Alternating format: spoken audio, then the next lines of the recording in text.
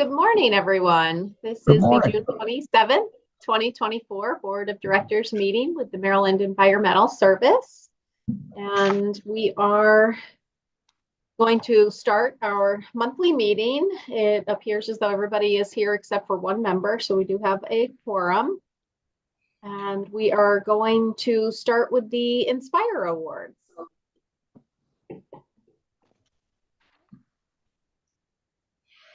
All right, that would be me. Good pick. All right, good morning, everyone. So this award is for Mr. Keon Graham. As you are aware, we've had some changes to our procurement team. We have a new procurement chief. We've had some new members join our team, and it is a change process. And Mr. Graham has actually stepped up and helped out his peers through this process. So I do have a little write-up. I'm going to read through that.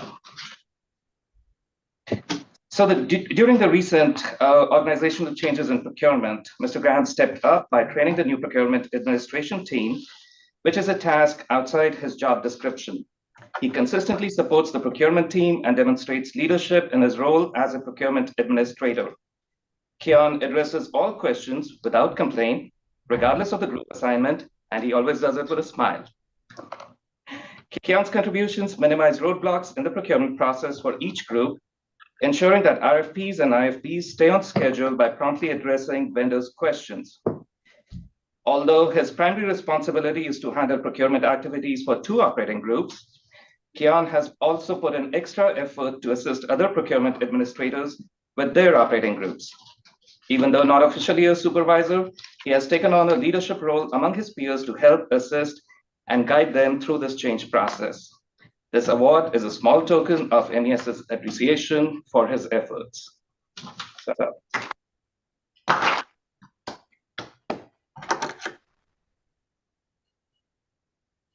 Oh, no, I gotta. Go shake his hand. Representation. We all take a picture, and now we're gonna have the flags.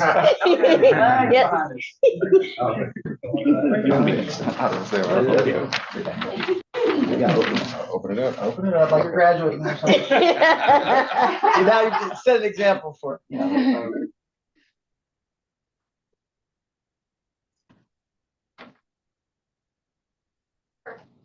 All right, good. Thank you.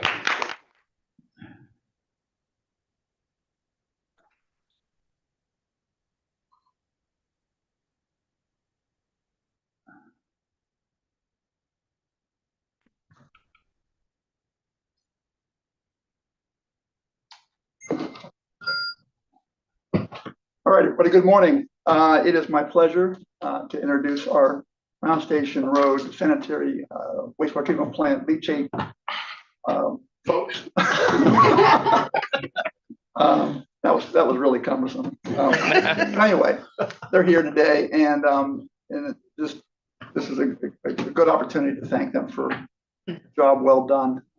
Back in March, there was a leak in one of our leachate storage tanks, big 1 million gallon. By the way, we manage the leachate pretreatment facility. The ancillary equipment offsite of the treatment plant belongs to the county. So this storage facility was responsibility of the county. But we discovered a leak in one of the tanks. Leachate is regulated. It can't be discharged to the environment. It has to be treated. We couldn't let it just, couldn't let it unmitigated release. So the crew stepped up. They first attempted to stop the leak. They were unable to do that. So then they went into full action mode here, and were able to decamp the tank, get a repair group in on an emergency, the tanks fixed in a timely fashion, while all the time operating the plant. They did it on their own time. They worked 24 hours a day in some cases, over weekends, and again, it was just a job well done. I call out the leader of the group there, Xavier Alexander, and Preston Fuller. Both of them played a key role in this response. Melissa Cheatham is an operator at the plant. Bill Eubanks and Robert Hill all participated and went above and beyond. to thank them for that. Our client was just actually couldn't say enough good things about the work they did on this job. So thank you all. Come on up, get your reward.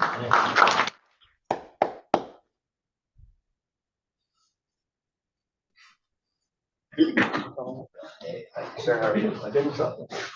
Oh, you guys got signed. Let you off.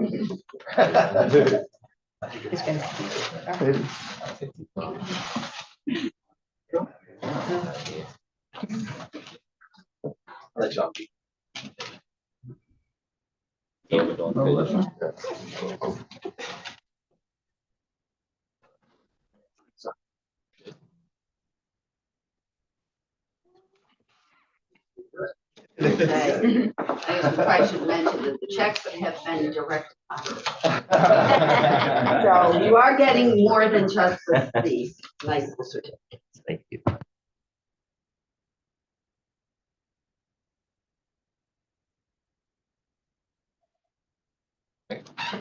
One more. Did you take the picture? Yeah. We got.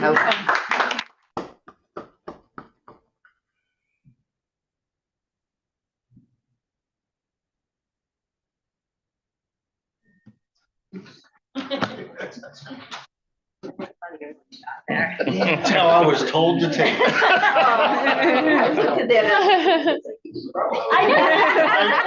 Some numbers, maybe. I'm Paul. Good. That a selfie? Also vacation. Sure, though. With your TES has an Inspire Award today for Mr. Casey Hanna. Mr. Hanna is the Senior Maintenance Supervisor who's assigned to the MES field site at BWI. He also does work at Martin State Airport and then does work at statewide water and wastewater treatment facilities. On May 10th, Mr. Hanna received an emergency call on his scheduled day off.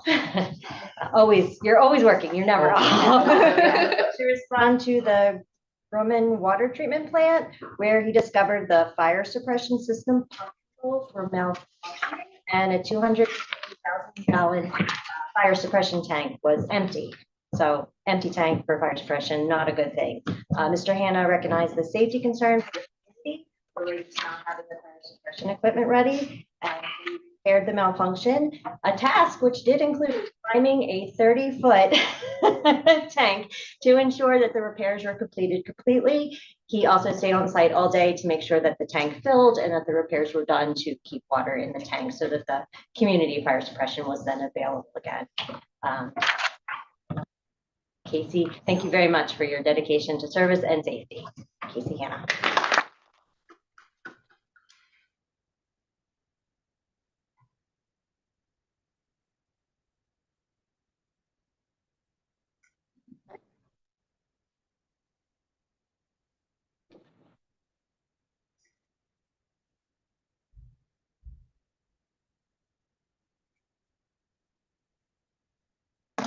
Thanks. Always on the day off, you know.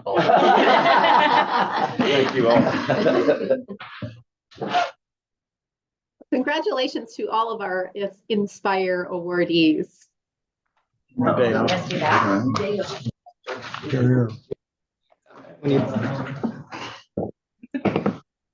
Okay, included in your packet this morning are the May 30th, 2024 minutes. Assuming everybody has had a chance to read through them. If there are any corrections or amendments to be offered, now is the time to do so.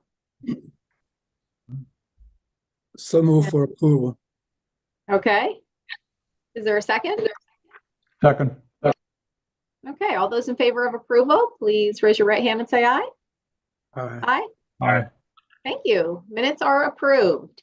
Executive Director's Report, Dr. Glass. Thank you, Madam Chair. Good day to all. Start with the expense reports. Deputy Kedek and I are gearing up to go to the Water Environment Federation. It's almost like conference season. NML was earlier this week. Just some pictures later about that. But I completed my registration and hotel are reserved, and I renewed my membership. and Deputy Frederick has gotten her airfare. So we're doing it in reverse. So now I have to work on my airfare, but it shows up on this report. And then I went to a PFAS summit, a symposium in Hoboken. Staff helped answer questions, and I was on an initial panel. And I met the author of the book that then led to the movie Dark Waters, which I highly recommend anyone seeing that has not seen that movie. As we are fighting PFAS in our state, and our fish advisories have data on PFAS in our natural waters and in our livestock, something to really look at. And I have again been invited to participate in Blacks in Water in New Orleans at WEFTEC. Those are the expenses. Slide. The highlight of the engagements this month that I'd like to point out, we continue to engage with the University of Maryland at College Park on a proposal that will be submitted hopefully within the next month, and we'll be reporting that. A new engagement with the Environmental Justice Center there. And I did successfully finally brief a couple of the deputy directors in the Prince George's County Department of Public Works and Transportation. We have a lot of work, all the work we hear about with Prince George's County right now, for the most part, I think I can safely say is with the Department of Environmental Protection. They're in department. So, but not with their Department of Public Works and Transportation. We obviously do a lot of work supporting the environmental mission for Departments of Public Work and Transportation. So I hope that will turn into something huge. And that's good for the external engagements. Next slide. Now that the weather is nice throughout the state, or over nice, Deputy and I will be making site visits all over the state for the next 6 months or so. We had a great tour of Dundalk Marine Terminal. I'd never seen in the 4 years the stormwater treatment, the chromium treatment there at the site. Met the staff at the site, MPA hosted us. You see Downer and Ms. Warner there too, and Mohammed on the front line with Deputy Frederick and Trish Lyons and lots of other staff. And it was a great tour and a great day to see all the great work that is done there all the time. Right, Next slide. right. We visited the Prince George's County Organics Composting Facility. We forgot to take a picture, so instead of taking a picture with us in it. Oh, well, we didn't take they were all back pictures. We didn't have a group picture with everyone facing forward. So we got a picture of the team there sent by. It was a great tour. This was actually a tour for Montgomery County Department of Environment, who we work for extensively, thinking about expanding into organics composting, food waste composting in Montgomery County, which I hope they do, but I'll continue bringing my compost here to work and having it reach the Prince George's County facility, if not. But we had a great day, very hot day, but a great tour as always, put on by the staff there. They continue to do great work. Next slide. I want to give a summary of, if you all recall, really launched a grants program with some net assets from FY23. And it was not very well planned for an engineer. I didn't really plan it out. We just had an idea and started. There were some hiccups in the beginning, but in the end, we have already submitted 163,426,701.54 worth of proposals. Some of those were very large joint proposals with clients or former client or client partners. In red, you see proposals that were lost, but we did engage with so many other entities that we do not necessarily work with right now.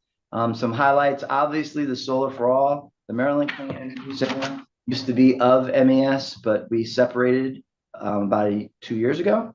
And they had an opportunity. They submitted for $100 million in the Solar for All from EPA. They did get awarded $62,450,000. MES will get a portion. We're on deck to get $2 million of the $100 million. So hopefully we still get 1.2, but you never know. Everyone doesn't do math like engineers, but we'll be there to support their program no matter what. And I've talked with the executive director, and she knows that we're here to support, and the funding should hit them this summer. Another notable. Question on that Oh, one. sure, go ahead. Is that like a federal program to put rooftop solar? Or Everything solar. yeah, So community solar support, rooftop solar, greenfield Okay. solar. It's for part of the bipartisan infrastructure law.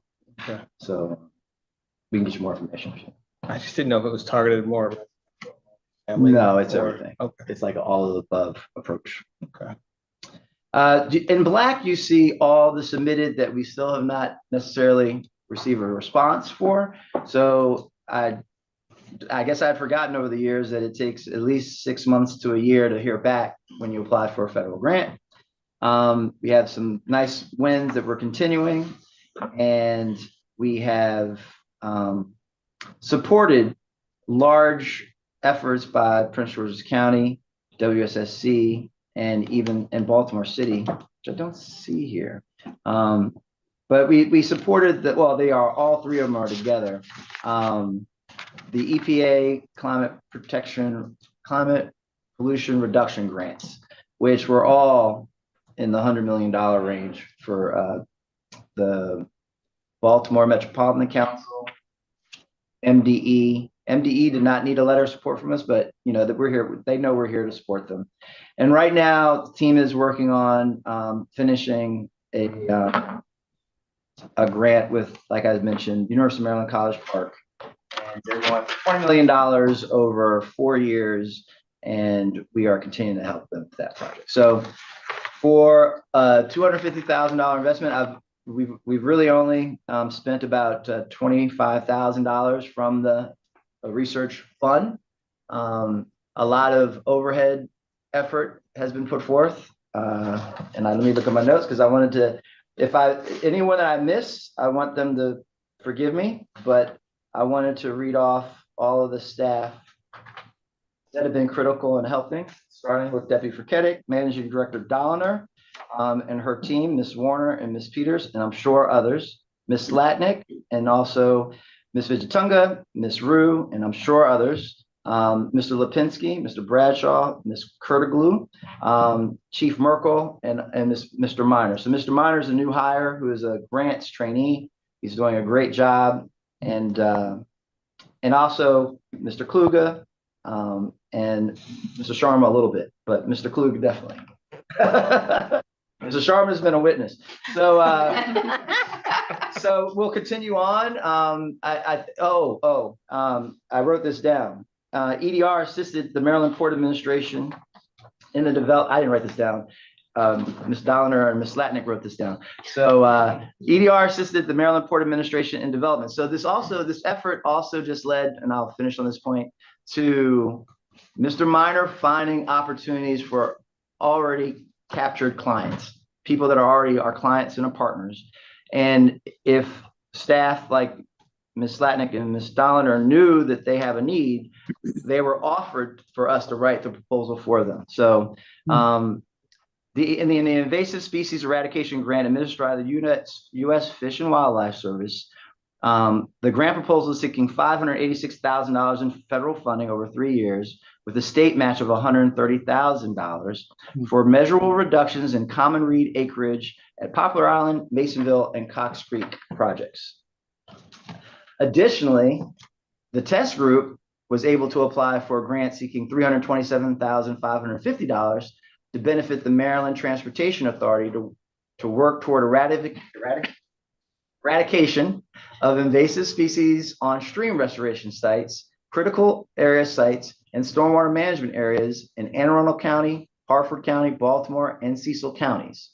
The grant funding will also be used to update invasive species mapping. So there are these ancillary benefits that are coming from this project. And I want to thank everyone involved, and onward and upward. I talked about how we're going to expand it and have other staff have the participate and look for other opportunities. I talked about that last time, so I won't go into that anymore. But thank you for everyone who participated. For everyone to know, we're around a $200 million organization. So to get that many millions out or even participate, I look forward to the yield that it will bring in future months.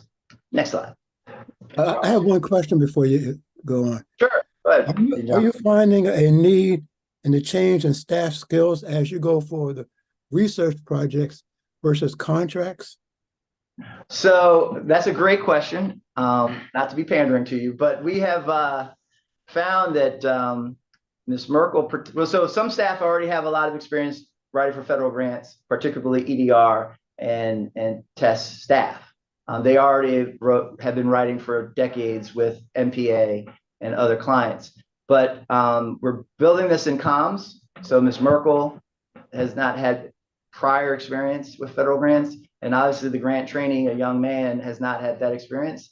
And actually, Dr. Wilson, who's at University of Maryland, we're on a big center. This is like a center team, and they are gaining so much knowledge by participating on that team and writing our sections. So yes, some staff are gaining a lot of experience. I hope to expand it to other staff that want to learn and that have an environmental interest. And so we'll have this growing knowledge on the federal grant side.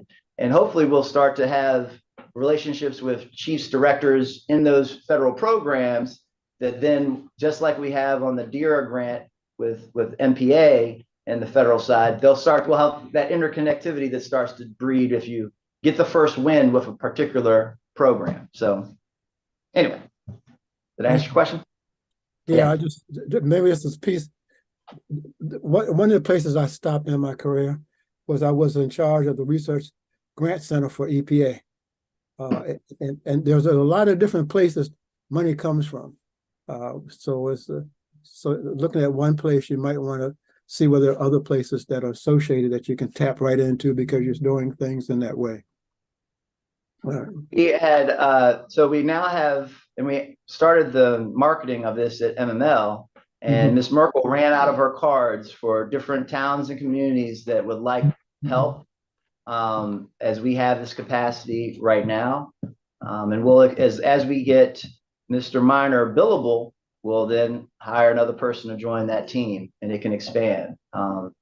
So he's being written in this community change grant with the University of Maryland, and we'll keep on growing that way. But there is a lot of need as the Bipartisan Infrastructure Law and Inflation Reduction Act keep yielding, and the money is now starting to hit, and people that are winning large grants are in need of assistance in even breaking them down, like the Thriving Communities Technical Assistance Grants by EPA, the TIC tax. Anyway, so it goes on, and we can talk about that for days. Yeah. Next slide. So I'd like to announce that over the last 2.5 years, similar to Mr. Sharma mentioning the revamping of procurement, there's been there are 2 remaining members, but the HR team has been renewed. And during that time, I did a deep dive and learned a lot about human resources. You've seen that we attacked the vacancy rate we had of 10% a couple of years ago. We increased our employee recruitment efforts, effective job advertisements, utilized analytics as a hiring strategy, QR codes in our printed and digital material, improved our hiring process, including speeding it up, improved employee pre-boarding process, and improved the new employee onboarding process. So as an official announcement, as we close out this fiscal year, I'd like to pass the torch formally to Mr. Sharma, the Managing Director of Administration, and Ms. Patton, the Chief of Human Resources. Deputy Furketic and I will keep reviewing some of the data that we get on a weekly basis, but things are being handed over to them. So recruitment is now being formally handed back to Human Resources. We will monitor them, and as long as they perform accordingly, we won't micromanage. We won't be micromanaged. We won't let you down. So so this is I think of something Mr. Patel told me. He thinks I don't remember everything he says to me. He said to me one time, anything that happens in the agency is my job. So now I'm passing this part of my job back to the new staff that are doing a great job in their early months, and we'll continue to support them. Next slide.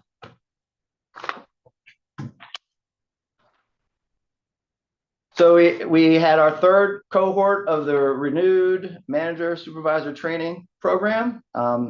It was successful. I want to thank, and formally to the board, I want to express my thanks to Dr. Dave Goshorn for keynoting the luncheon and sharing his insight for his over 30 years of state service, and how he communicated to the graduates to not only utilize their knowledge in their jobs and their future roles here at MES, but also as they engage with citizens throughout the state. So it was a great event as always, and a great class. And now we're gonna rinse, wash, repeat, and get right to it. As the new class starts in July, we are, as one of our deliverables, we're speeding up, and we'll have 2 groups this coming fiscal year because of the need and the supervisory manager training that really is key to our success.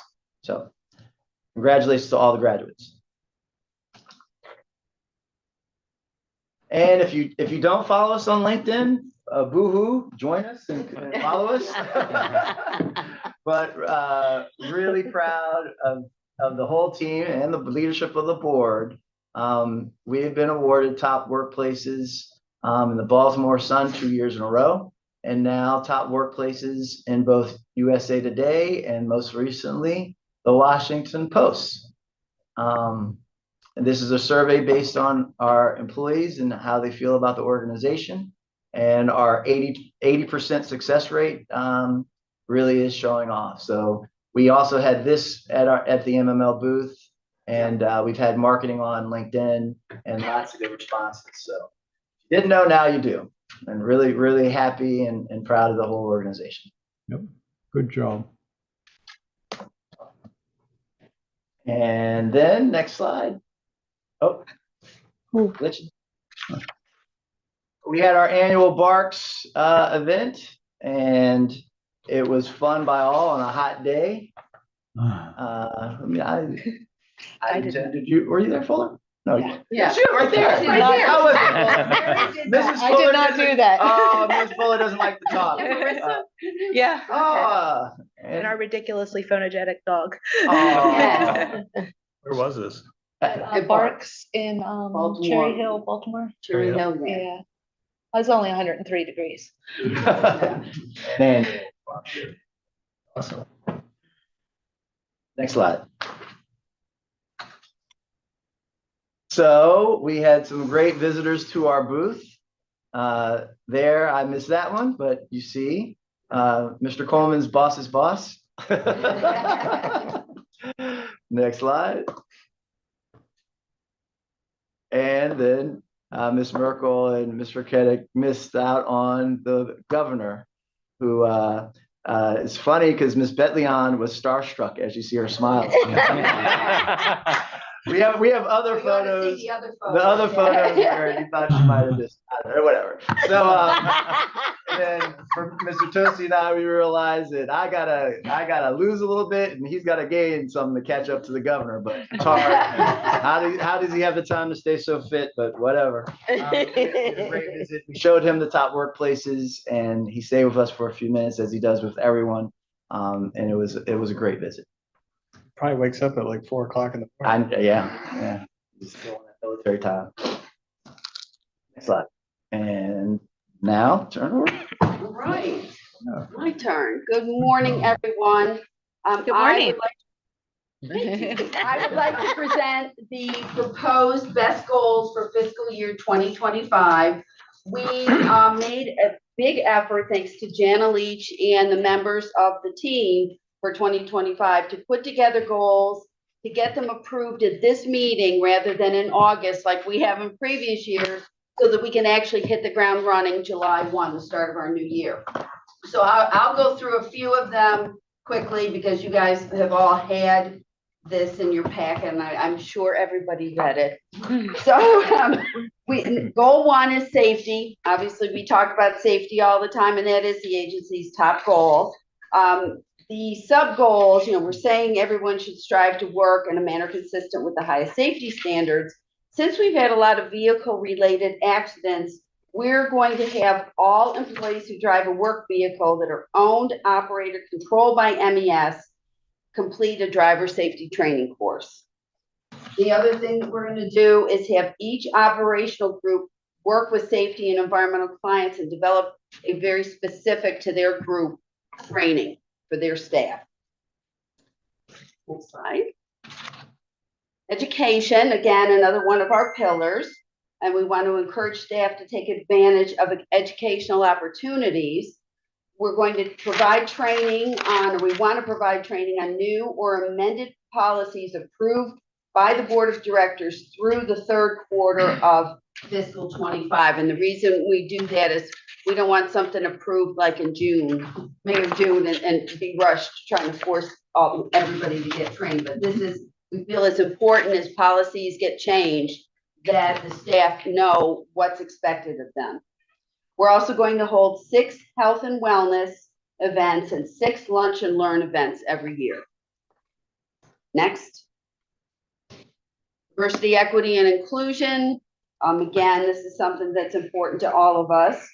We're going to continue our sexual harassment and diversity training, but we also want to have the staff complete EEO training for 50% of the managers, supervisors, or employees with hiring manager authority.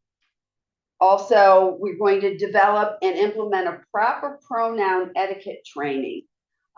That's something that has come up. One of the members of the committee suggested it, and we thought it was a good idea to implement that, because it's very important to some people, and you never know when you meet someone who feels strongly about it and who doesn't, so we all need to be sensitive. Next slide. Customer and community service. Again, we're always trying to provide excellent customer service.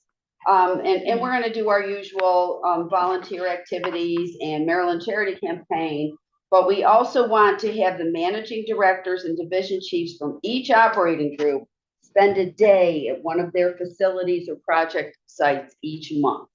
We want to make sure that the managers stay in touch with the folks in the field. Really important. Next slide. Environment.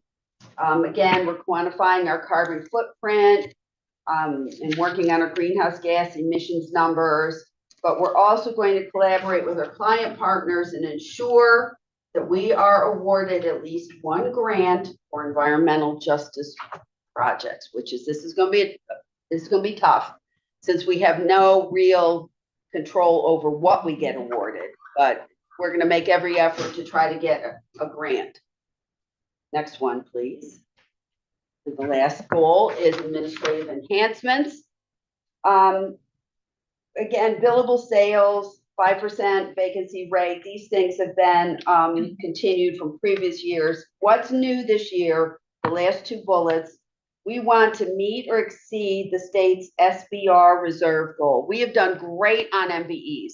We're at 32 or 33, close to 33% MBE participation this year, and the state goal is 29%. So we continue to do great, but we're not meeting our SBR goal. And so this is something that we're going to have to work on, and we want to meet it this coming year. And then the next thing will be create and administer agency-wide training for managers on employee performance review processes, which, having just been through this, you see how some people struggle with how to give a reasonable, honest review. And I see Tim Ford shaking his head because we've talked to staff about this quite a bit, but we are hoping to get some training to make it easier for everyone to review their employees. So these are the goals for the year. And does anybody have any questions? Yeah, great job. Thank you, Judge. I have a question. Are you looking for feedback or changes Yeah, to these? yeah. Or I'm just, the one about the Environmental Justice Award, I kind of agree. I mean, I agree with you that it's really not in our control. Is there maybe a better goal on that is more in our control? Like number of applications for such grants? Maybe we exceed what we did in the previous year or something like that, something in our control. That's how many EJ proposals or grants have we submitted this year, roughly? Most of the ones. So prominently, the ones that we are working on have an EJ component. but we can't ensure that we'll. No, that we're gonna be awarded, okay. I mean, do we want to say our 5 or more? I mean, as far as if we're gonna set a goal for the coming year. Submit, not award, but submit. I mean, that's probably about what we've done in the past. Okay, 5. We did 14, we already have 14 submitted in this fiscal year. I don't know if we count the youth education birding as, it is partially an education EJ grant. Small as it is. 5 is good. 5? Yep, that sounds good. Yeah, I think. All right, so We can we'll definitely change- submit, I think we'll change win that. one, because we have some on deck, like we're gonna Yeah. submit community change grant with Maryland in the next month. And we might have to submit it twice because it's got 2 rounds. But yeah, that's great. Okay, so we'll change that, that bullet to, in collaboration with our client partners, MES will ensure at least 5 grants for environmental justice projects are submitted. Okay. On our control. Yeah. Okay, any other questions? We just need a vote, please. Okay, so I will entertain a motion for approval of the best goals for FY 2025. So moved. Do we have a second? Excellent. Any other questions or discussion? Wonderful. All those in favor of approving the best goals, please raise your right hand and say aye. Aye. Aye. Any opposed? No. Unanimous approval. Thank you. Good job. Okay, we're next going to take a look at our new business report. These are accepted proposals. There are 2 pages of accepted proposals. Anybody who has any questions, feel free to chime in.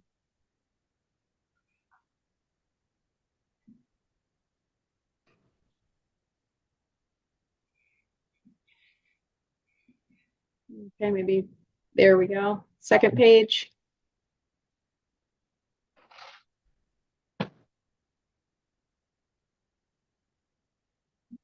Hearing none, we can move on to Mr. Patel's solvency report.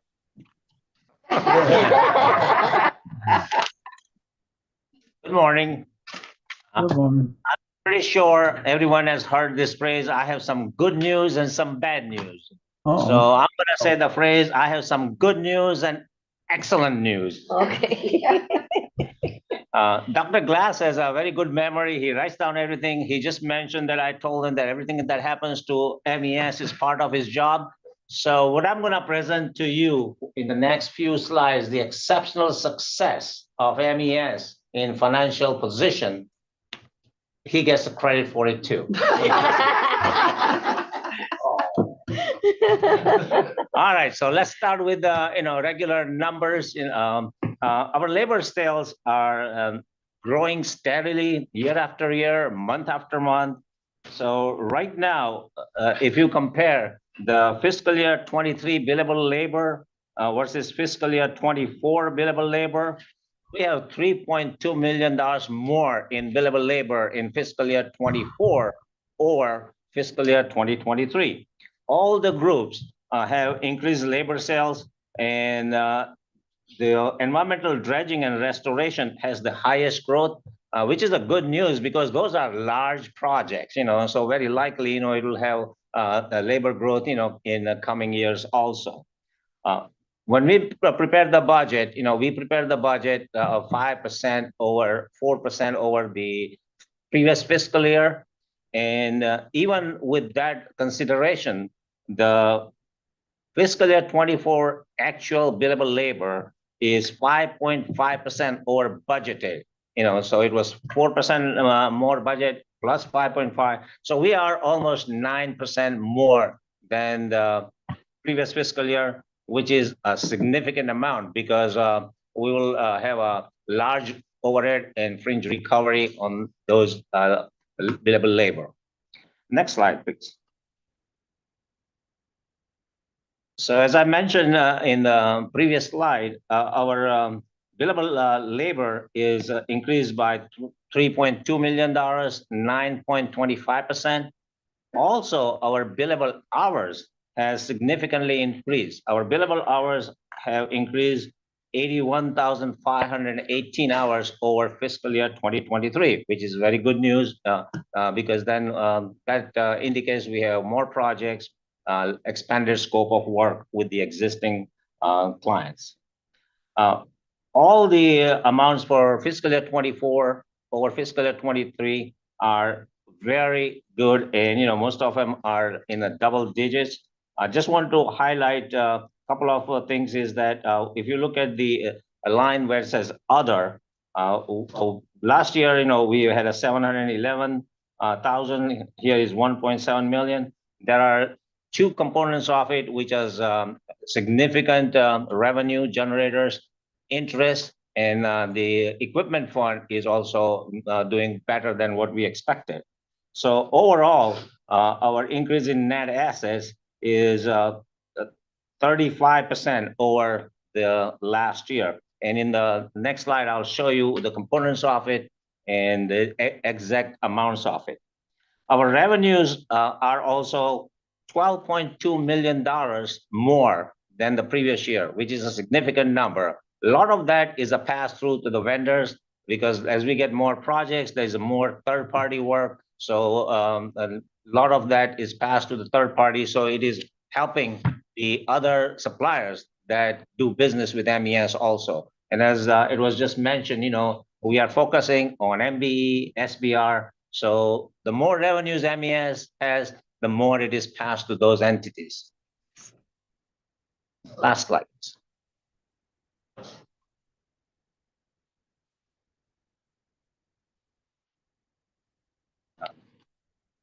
This is the 11 ones. The next. The only two. Oh, sorry.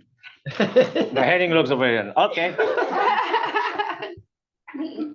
So this one shows the for 11 months fiscal year estimate. Even though we are at the end of the June, this estimate is prepared as of May financial results. The labor sales, I showed you earlier, we are 3 million over, but we get 26 pay periods. So 2 extra pay periods has already passed by May. So for June, we have just 2 pay periods, not additional pay periods. So it will be, we are expecting that we're gonna have billable labor sales of 2,193,000 over the budgeted amounts. The big difference is because of the overhead variance. We will have the overhead expected variance, which is recovery minus expenses, is 3.7 million. And we have a lot of overhead vacancies. And because of that, we expect the overhead variance to be 2 million more than the budget. So that is net earnings, which is unexpected, and some of it is planned, but it is definitely significantly higher than what we had budgeted. We have a fringe variance of $288,000 more than the budget. Usually, we do not plan, to have excess earnings in the fringe variance. The other significant number is the increase in net assets. I usually budget conservatively because we want to meet at least that target. So we had budgeted 4.1 million net earnings. At this point, we are expecting that fiscal year 2024 will end up in 7.8 million. In the future agenda, you will see some of the proposals for it. So, but right now, the way it looks like it, we will end up with 7.8 million in net earnings. Any questions so far? No? Good. Yeah. Thank you. Thank you, Mr. Patel, Thank for you. the excellent news. Good. Ms. Patton, Chief of Human Resources. for Human Resources report. Good morning. We are holding steady at a vacancy rate of 4.13%, which we're proud of as always. We have 34 vacant positions, 7 of those being brand new ones that we are working hard to fill during the summer slowdown. Like Dr. Glass mentioned, we are taking over the recruitment effort starting this fiscal year, and in an effort to not let the team down, they went to just over 100 recruiting events last fiscal year. So we are going to work hard to meet, maybe beat that number. We'll try our best. So it's pretty slow in the summer. We have 2 scheduled for July with 16 more scheduled in September and October so far. So we are working to get those going. And in the meantime, while the events are slowing down, we're also working on some partnerships with some organizations, apprenticeships, and veteran organizations to try to keep our candidate pipeline strong. So that's what we have in the works at the moment. Good. And we are proud of our summer interns. Here they are. I think we reported last time that they are all here. We had 1 more join us on Monday, so they are officially a full class. And they participated in a water tower building event, and they did okay. It was interesting. They tried really hard. I'm assuming that we don't have any structural engineers in the group. Put it that way. But it was a great team building event.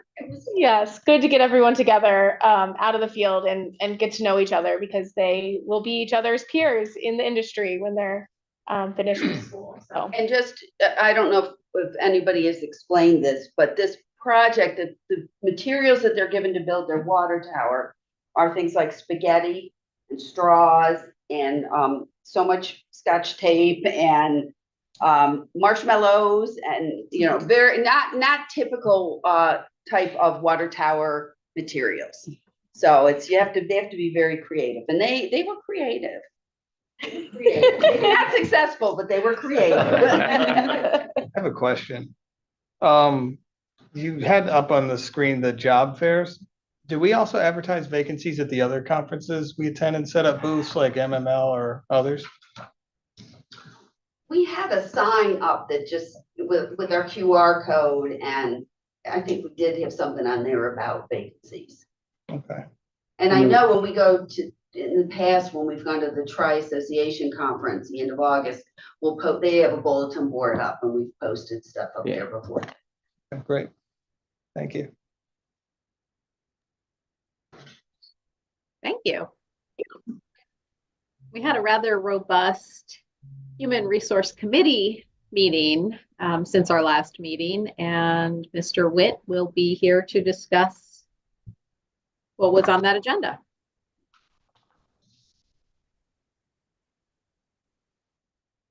Thank you.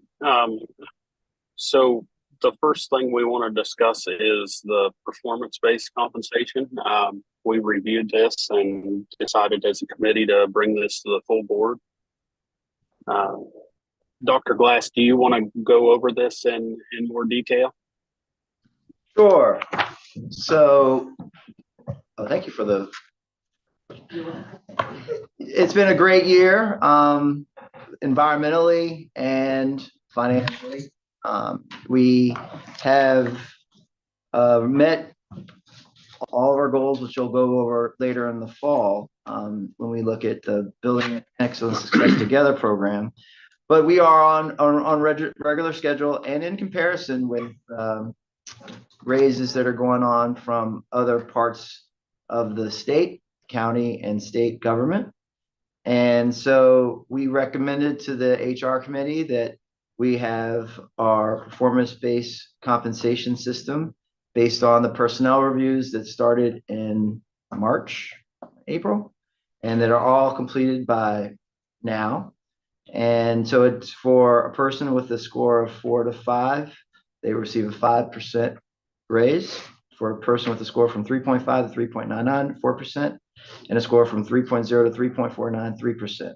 and there would be no PPC for someone that scores under 2.99.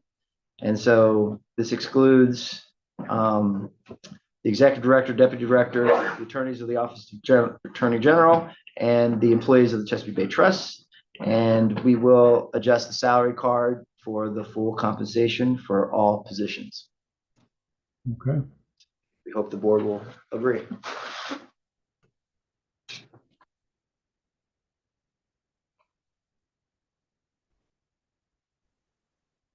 You're specifically looking for a motion of acceptance by the board, correct?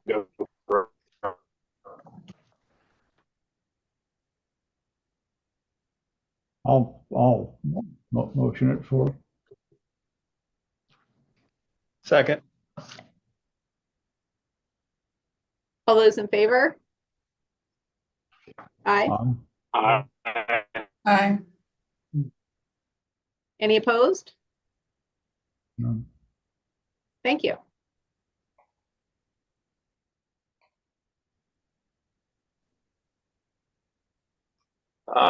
The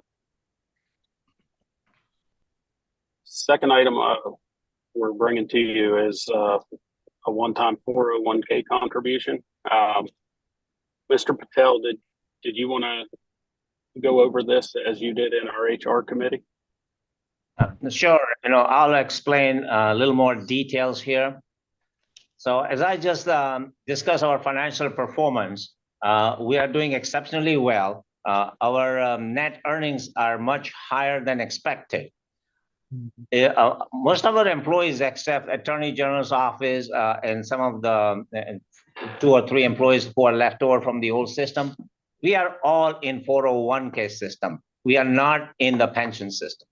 So since we have such a great financial performance, what we recommend and what was presented to the HR committee, that we make one-time $1,500 lump sum contribution to all the employees who are currently in 401k.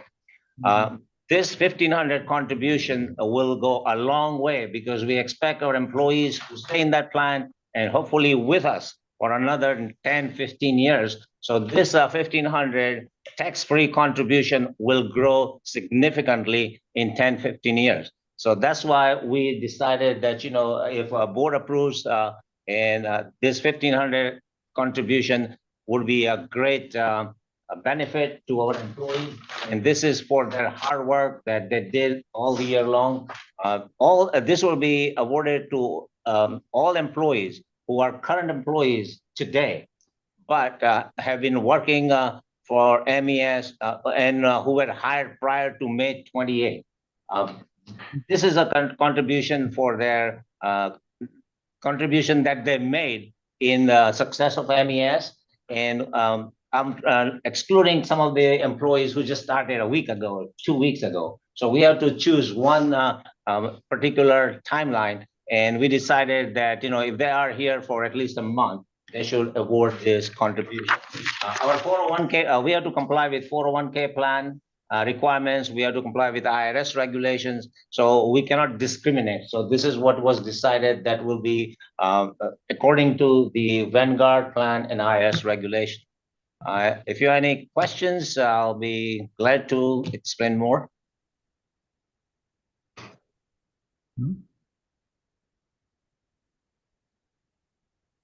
We're looking for a motion.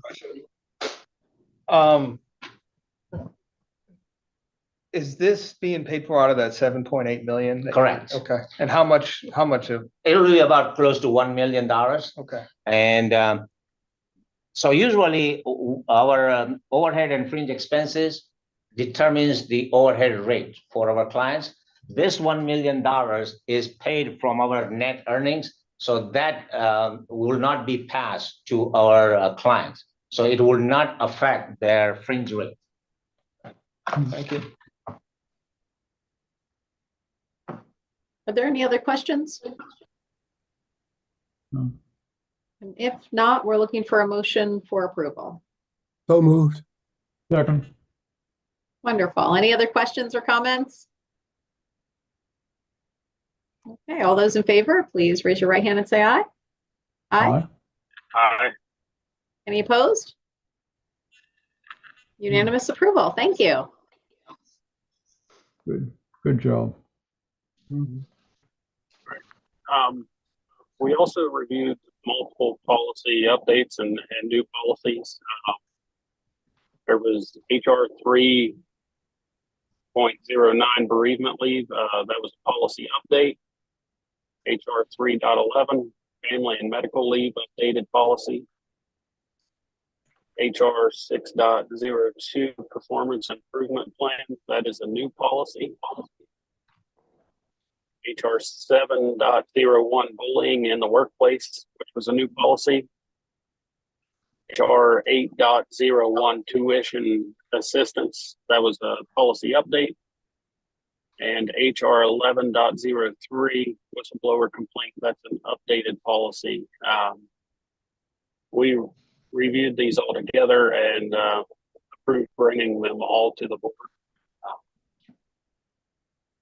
Ms. Patton, do you want to go over any of these? Sure, happy to. I can just give a high level overview, and if anyone has any questions, I'm happy to answer them. For the new policies, we are proposing adding a performance improvement plan policy. This will allow our staff to have another tool to aid in the performance management of the staff.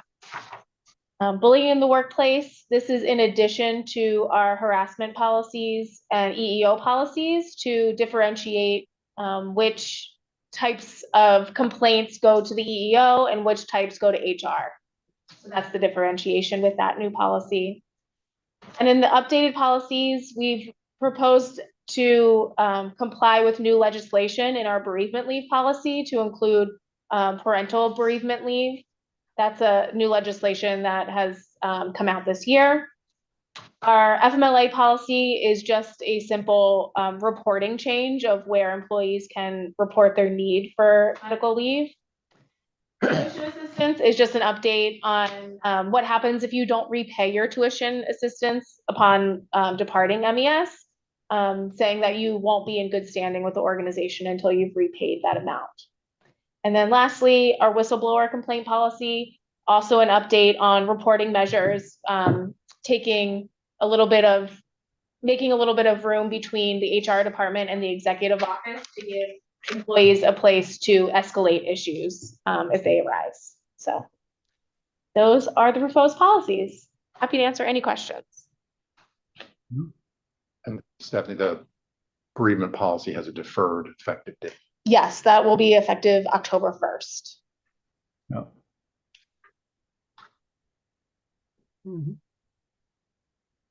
Are there any questions? And if not, is it okay to take all of the updates and new policies in one motion, or would you prefer to have them separate?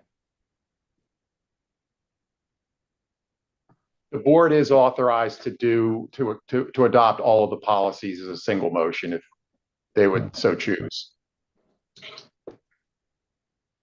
I move. And to clarify, that's adoption of all the policies?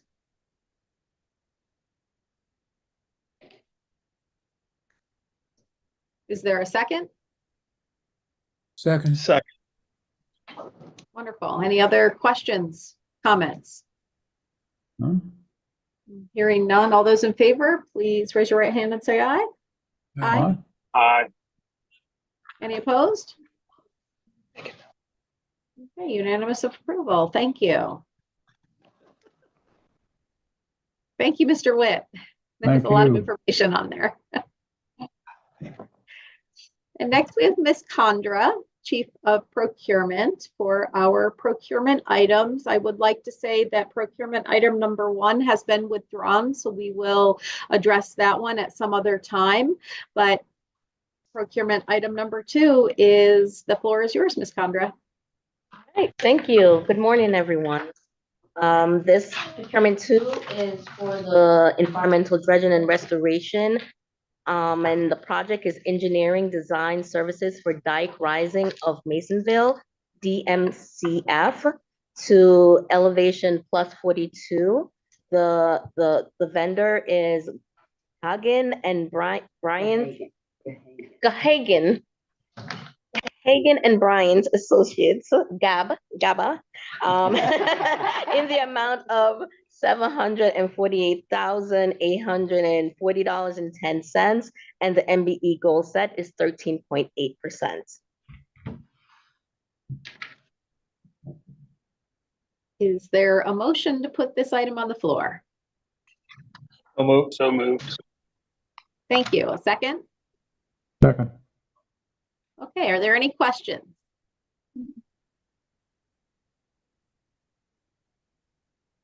Hearing none, all those in favor, please raise your right hand and say aye. Aye. Aye. Any opposed? Okay, the ayes have it. Number 3. So number 3 is a change order, and it's for the Technical Environmental Service Group. The project is the BWI and Martin State Airports, State Highway Administration, Maryland Transit Administration, and Maryland Transportation Administration facilities. The contractor is VLS Environmental Solutions, LLC. This is the 6th change order in the amount of $665,000. And the revised total contract amount is $2,062,020. And the MBE participation, the goal was set at 24, and their participation to date is 7.6%. They're currently on a corrective action for their MBE participation. Is there a motion to put this on the floor? A lot of money. And the second? Second. Okay, are there any questions on item number 3? I have a question. Will there be some monitoring on the MBA participation? Yes, it's currently being monitored by the MBE SBR program manager, Tim Barnes. Okay, any other questions? All right, all those in favor, please raise your right hand and say aye. Aye. Aye. Any opposed? The ayes have it. Number 4. Number 4, this is for the group Environmental Operations. The project is Sandy Hill Creative Disposal Project, Landfill Regulatory Compliance Support Services. This is for FY25. This is from our AE shortlist. It was awarded to Arcadius US Inc. What did I get? Arcadis. Arcadis. What did I say? Arcadius. Arcadis. I'm Jamaican. I'm Jamaican. The MBE goal set is 35%.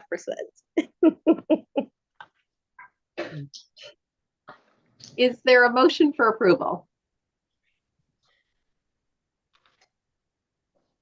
So moved. Thank you. Is there a second? Second. Okay, are there any other questions or comments?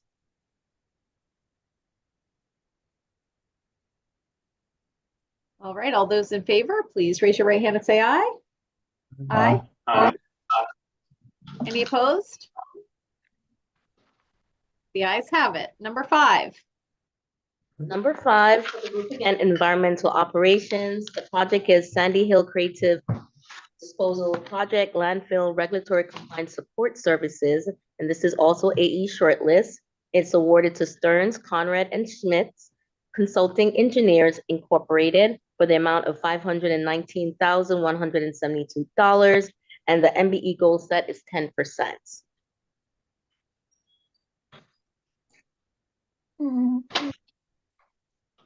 All right, is there a motion? So move.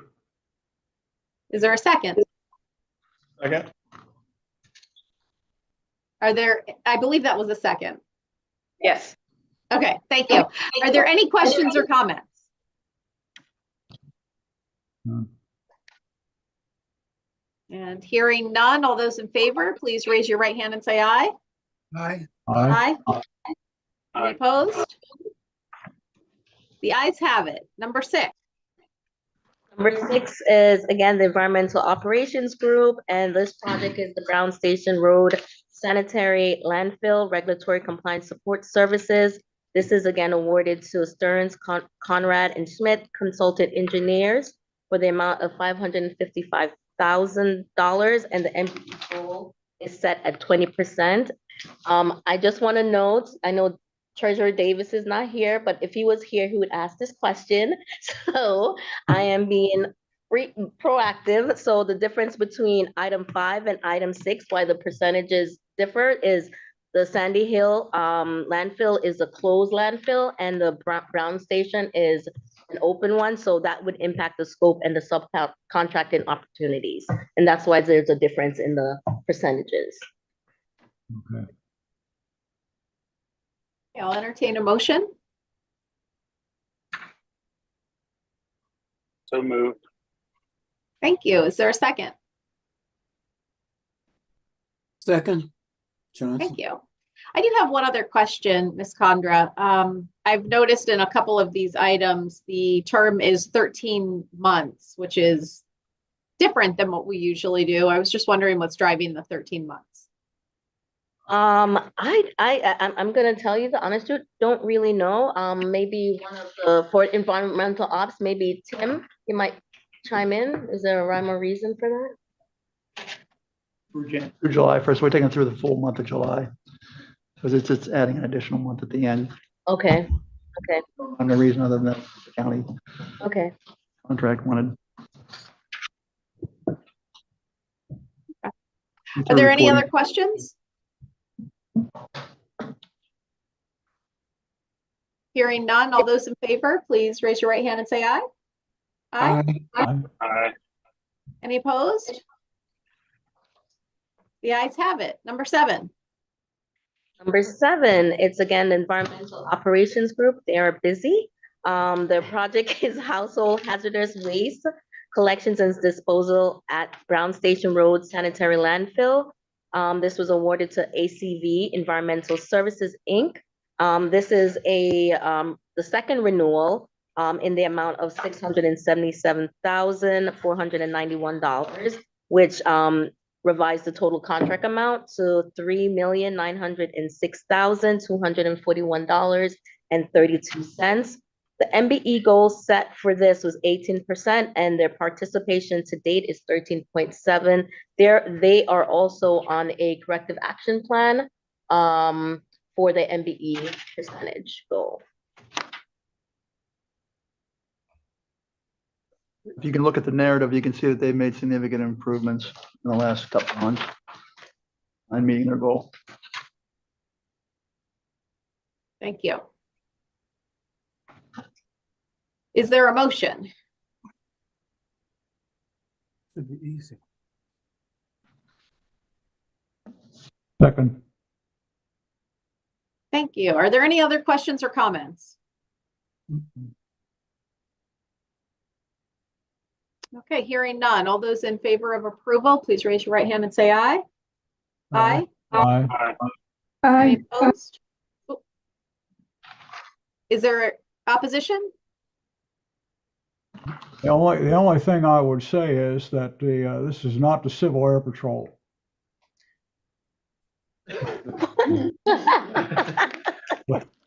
Because they don't have enough money. That's true. Okay, the ayes have it. I wasn't sure if we had, did we have anybody vote negatively? No. I think there was just a little bit of feedback. Okay, the ayes have it. It was unanimous, and we are now going to look at the Brown Station landfill again for procurement item number 8.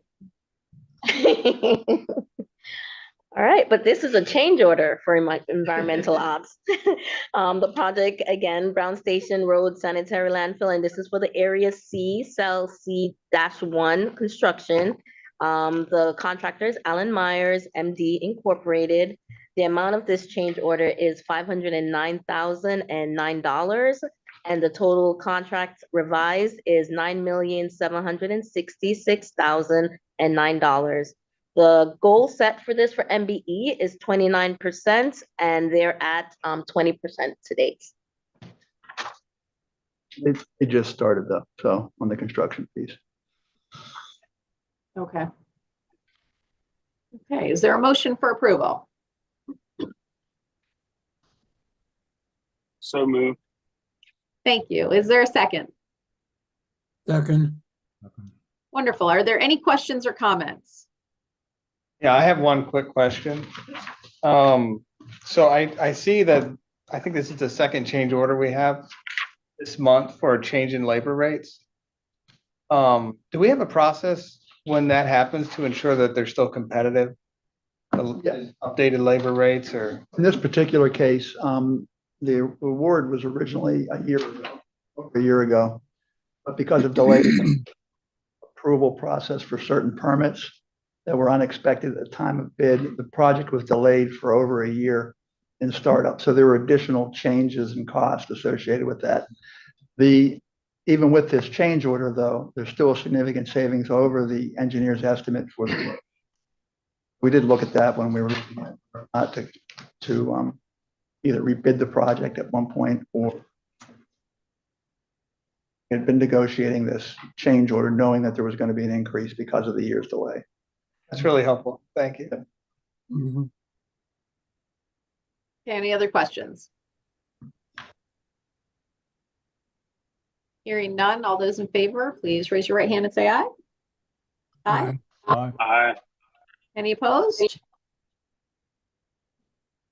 Okay, the ayes have it. Number 9, and we're going to move to a different part of the state. Yes. This is environmental operations again, and this project is the Prince George's County MRF and Montgomery County Recycling Center for the contract, and it's a renewal for the contractor South Atlantic Marine Services. This is the second renewal for the amount of $672,792, which increased the current contract amount to $2,289,196, and there's no MBE percentage assigned to this procurement. Okay, is there a motion for approval? So moved. Is there a second? Second. Thank you. Are there any questions?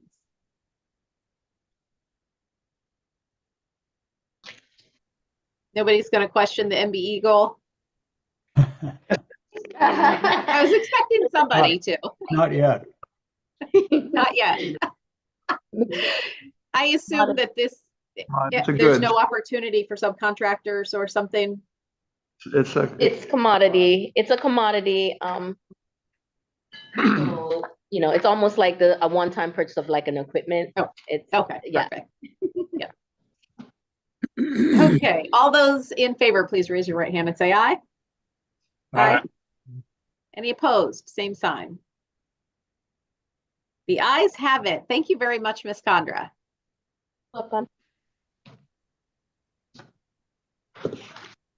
Okay, next up, we have 2 pages of procurement notifications. These are contracts, purchase orders, amendments, and change orders between $25,000 and $200,000. If you'd like to take a look at those, and please ask any questions if you have any.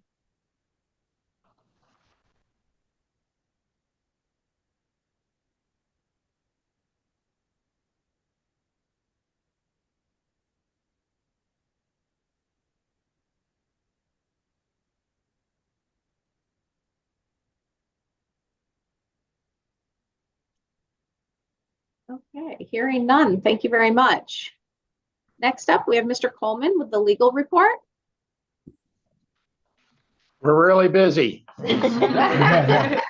All those proposals you've seen and contracts you've seen, we're reviewing every one of them, reading every one of them. But there is a specific matter before you today, which is an amendment to the board's bylaws. The the adoption of House Bill 78 in the most recent session of the General Assembly, the board was authorized to appoint a deputy secretary to assist the official secretary of the board with various matters. The item today is actually to just update the bylaws so that they would be effective on July the 1st to allow for the appointment of a deputy secretary.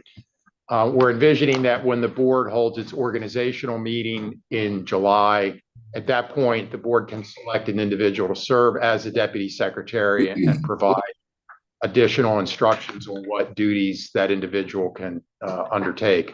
So the action today would be to amend the board's bylaws, which would be effective July the 1st, allowing for the appointment of a deputy secretary of the board.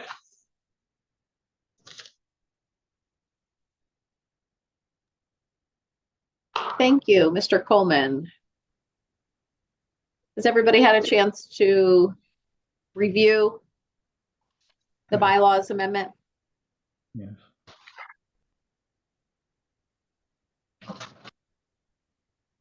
And if so, we are looking for a motion for approval.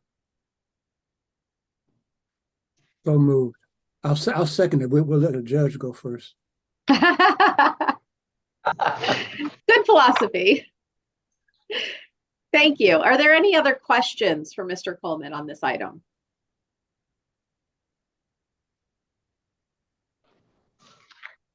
Okay, hearing none. All those in favor, please raise your right hand and say aye. Aye. Aye. Aye. Any opposed? Okay, the ayes have it. We have new bylaws. Thank you. Thank you. And next, we're going to be moving into our group updates. And we are going to start with water and wastewater. Mr. Lipinski.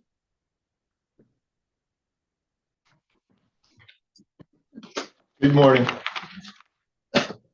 Next slide, please. We're going to talk about the Freedom Water Reclamation Facility. This facility is the largest one that we own with MES, and it's also the first non-state contract that we had. So with the next slide, I'll take you a little bit down memory lane on how this whole thing came to fruition. Originally from 75 to 78, we ran the original wastewater plant for the Springfield Hospital as the other facility was being built, the main facility. That facility was put online in 1978, and in 1978, the Maryland State Police Training Center, the Central Maryland Correction Facility, and then Sykesville and Eldersburg, Carroll County, were added to that. And then in 1990, as things went on and we started to look at the nutrient management and that more, 1990, the BNR process was added to this facility. And that BNR process brought the facility into compliance with the 8 milligrams per liter of total nitrogen and 2 milligrams per liter of total phosphorus. Next slide, please. So in 2012, MES got an A&E firm and started the design. That design for the ENR upgrade was completed in 2014, which allowed this plant to get to 4 milligrams per liter and 0.3 in nitrogen and 0.3 milligrams per liter in phosphorus. The plant capacity, it was 3 million gallons. As I meant to note that earlier, that was the largest we had. $23 million cost. My understanding was it was about a 80% grant for that. No, not that much. There was a substantial grant. Okay, and then kind of the interesting thing. I'm one of these fact freaks, and the Barton process. It's kind of an interesting thing. It was selected because it was one of the least expensive ways to meet the nutrient removal, and it's kind of interesting. James L. Bernard was a gentleman from South Africa, an engineer that pioneered this process, and the name BAR is Barden, Bernard, his last name. DEN is denitrification, and PHO is phosphorus removal. So that's how the Barden vote came to fruition on that. Next slide, please. So with the biosolids at this plant, it was the first one that we had that had centrifuges, and we used a lime stabilization on that. And last year, just to give you an idea of what we had 3,022 wet tons of biosolids. Those wet tons were brought down to 939 dry tons, about a 21 to 30 or 25 to 31% solids. All those solids and solids for this facility end up being trucked to Virginia and land applied to farm fields. And that is Freedom Reclamation Facility in a nutshell. Any questions, comments, or concerns? Thank you. Thank you. 3.5 million gallons is a tremendous facility. So that's really impressive. Is there any old or new business that anyone would like to bring forward? I had, is this your last board meeting, Mr. Coleman? No, I'll be here for at least 2 more, I think. Okay. No new business from me then.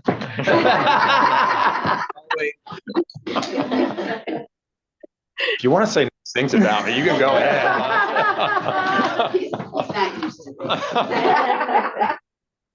So what I'm thinking is, so the next time this is brought up, it's going to be old business since it was brought up today. Well, that's appropriate.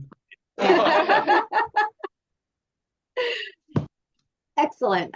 There is an announcement that on July 25th, 2024, we will have the regular board meeting, regularly scheduled board meeting, as well as the annual required training. So on your screen, you can see how that day is going to unfold for us.